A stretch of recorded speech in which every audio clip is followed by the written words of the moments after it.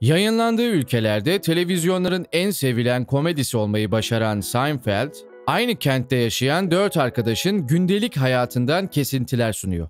Ve son derece basit fikirlerden ilginç açılımlara uzanıyor. Bu dizide ana karakter Jerry kadar yan karakterler de dikkat çekici. Hemen her konuda kararsız biri olan Elaine, bitmeyen kompleksleriyle herkesi bıktıran George ve tuhaf karizması, parlak fikirleriyle Kramer. Kumsalda uyuyor gibi hissedebilmek için kumla doldurulmuş yatakta uyumak fikri, Kramer'ın dehasına sadece küçük bir örnek. Ve biz de sizlere bu videoda Seinfeld dizisi hakkında çok bilinmeyen bilgileri anlatacağız. Bu tarz videoların gelmesini istiyorsanız videoyu beğenip kanala abone olabilirsiniz. Videosunu yapmamızı istediğiniz karakterleri, dizileri ve filmleri yorumlara yazmayı lütfen ama lütfen unutmayın. Videonun bazı yerlerinde diziyi bitirmeyenler için ufak spoilerlar olabilir. Uyarımızı da yaptığımıza göre şimdi videoya geçebiliriz.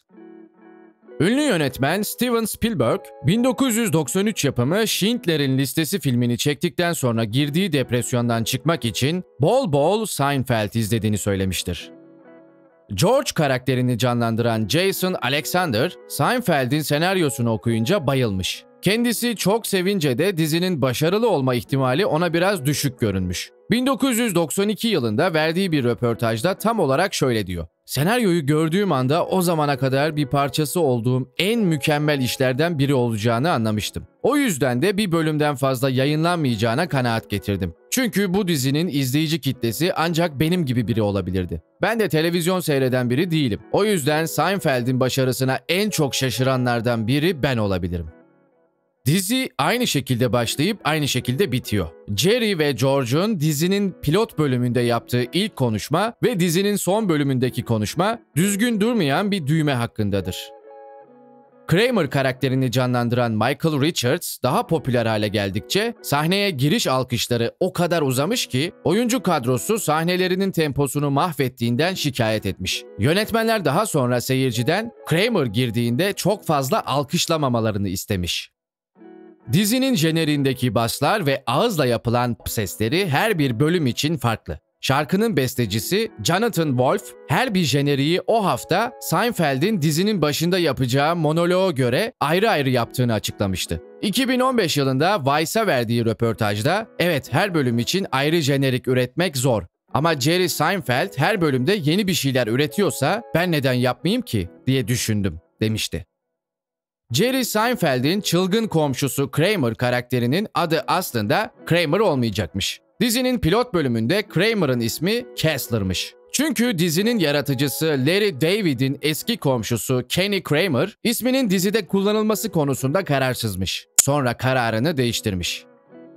Dizinin 172 bölümü boyunca George karakterini görmediğimiz tek bir bölüm vardı. O da 3. sezonun 3. bölümü olan The Pen. Bölümde Jerry ve Elaine, Jerry'nin Florida'da yaşayan ailesini ziyaret ediyordu. Bir bölüm bile olsa dizide olmama fikrinden hiç hoşlanmayan Jason Alexander, Larry David'e "Bunu bir daha yaparsan beni kalıcı olarak diziden çıkar," demiş. Kramer karakteri gibi George karakteri de adını gerçek bir insandan alıyor. Jerry Seinfeld'in eski bir iş arkadaşı Michael Costanza. Michael Costanza, mahremiyetini ihlal ettiği gerekçesiyle Jerry Seinfeld'e ve Larry David'e $100 milyon dava açmış. Michael Costanza, The Real Seinfeld adlı kitabında George Kell, ben de öyleyim. George Tıknaz, ben de öyleyim. George da ben de Jerry ile birlikte Queens College'inde okuduk. George'un lise öğretmeni ona "Sana katlanamıyorum" takma adını takmış. "Benim de öyle," diyor. Ancak mahkeme George'un Larry David'den esinlenildiğine kanaat getirerek dizinin yapımcılarının yanında yer almış. Dizideki ana kadın karakter Elaine değil de bizimkilerin sürekli takıldığı kahve dükkanında çalışan Claire adlı garson olacakmış. Claire'ı canlandıran Lee Garlichton verdiği bir röportajda "Aslında Seinfeld'deki kadın karakter ben olacaktım. Ama neden bilmiyorum, benle devam etmediler," demişti. Neden böyle olduğuna dair farklı açıklamalar var ama Jason Alexander, Lee Garlichton'ın senaryodaki sözlerini değiştirdiği için böyle bir şey yaşandığını açıklamış. Jerry Seinfeld ise biraz daha baskın bir karakter aradıkları için Claire'ı saf dışı bıraktıklarını söylüyor. The Bat adı verilen ve dizinin ikinci sezonu için yazılan bir bölüm iptal edilmiş. Jerry Seinfeld, Reddit'te katıldığı bir etkinlikte verdiği cevapta bölümü çekmeye başladık ve ortalarında yok bu olmayacak dedik. Biraz daha uğraşıp iptal ettik. Bir sürü şey yaşandı ama o bölümün sonunu eğlenceli hale getirmek hiç eğlenceli değildi, dedi. The Bat bölümü The Phone Message bölümüyle değiştirilmiş. Dizinin The Bizarro Jerry adlı bölümünde Jerry'nin elleri erkek eli gibi olan bir kız arkadaşı var. Yakın çekimlerde kadının elleri gerçekten erkek eli gibi görünüyor. Çünkü zaten öyle. O eller James Rickards'a ait.